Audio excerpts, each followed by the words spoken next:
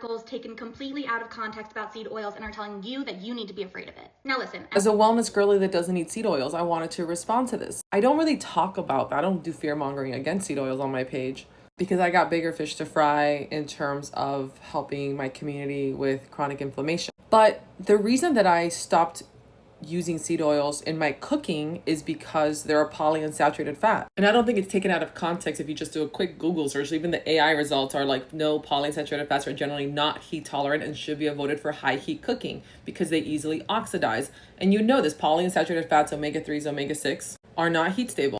So oils high in polyunsaturated fats like corn, safflower oil, sunflower oil, unless labeled as high oleic, should be used with caution or avoided for high heat cooking. So seed oils aren't inherently bad, but just maybe use them for salad dressing and not for frying, which is what they're usually used for, and are marketed for high heat oils like high smoke point. But smoke point and oxidation are two different things. Compared to saturated and monounsaturated fats, polyunsaturated fats are the least stable when heated, making them prone to oxidation and potential harmful compound information. Again, that's just the Google AI results. I'm not deep diving into it, but again, it just made sense to me. I'm like, oh, polyunsaturated fats are oxidized when heated. I keep my omega-3 supplements in the fridge because of that.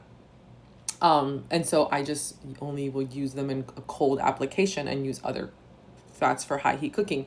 But we went into a lot of other things, and I wanted to explain it about the people who were gluten-free, and then they were vegan, or the people who went dairy-free years ago and now everyone's on the raw milk train. And as someone who went dairy-free and gluten-free about 10 years ago, I'm still dairy-free and gluten-free. I definitely don't drink raw milk or any milk. I think that it's everything about health is nuanced. And after 2020, there was this really big pushback against the holistic or online wellness movement.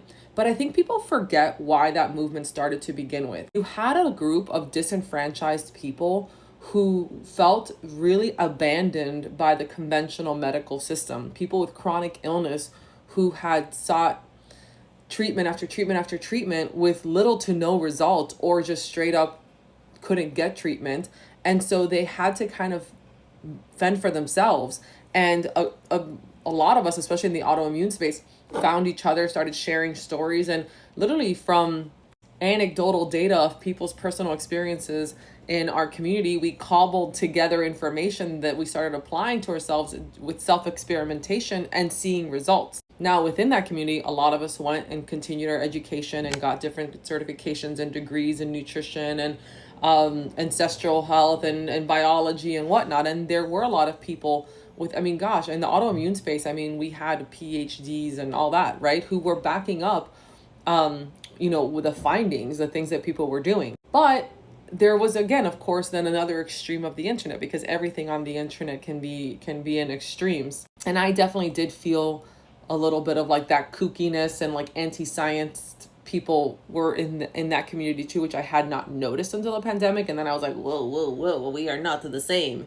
But it sucks to feel lumped in with those people when it's you can be managing health with diet and vaccinated. You can be, I don't particularly seek out seed oils, or I try to avoid them, but if I go to a restaurant, I'll just eat whatever because I'm gotta live your life. And also I came to that decision, again, based on information that makes sense to me. You can still question the status quo when it comes to nutrition and whether our government has our best interest at heart when the food system and the healthcare system in this country is broken. I think that people who ridicule us for questioning that, you're bullying us.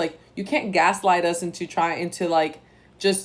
what I eat has nothing to do with my symptoms when I'm literally in remission with my diet. So I don't know, sometimes that weird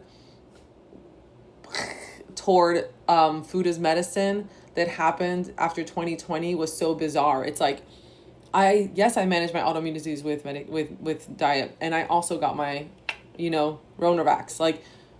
Those of us who, it's not unscientific to use nutrition to manage chronic illness, and to also understand that the human diet has evolved drastically in the last 100 years while our biology has not evolved. So literally in 10,000 years, human beings have physically not really evolved, but our diet just in the last 100 years, in the last 50 years, has completely changed. And in that time frame as well, we've also seen the development and the rise of a lot of chronic illnesses. And so trying to connect those dots is not unscientific. So I don't know. I will always at heart be an ancestral health girly. I also have a bachelor's in sociology and anthropology. And though that has always informed a lot of my decisions. And when I paired that with, my nutrition education, it just, a lot of it made sense. So yeah, I don't eat seed oils, not really, not to cook with. And I feel better that way. I still don't eat gluten or dairy. I was never vegan though, so you got me there. I'm not carnivore. I do eat kale. I love white rice. And yeah, I think that you can, it's okay to it's a nuanced approach. We're not all stereotypes, and you can't put us all in a little box.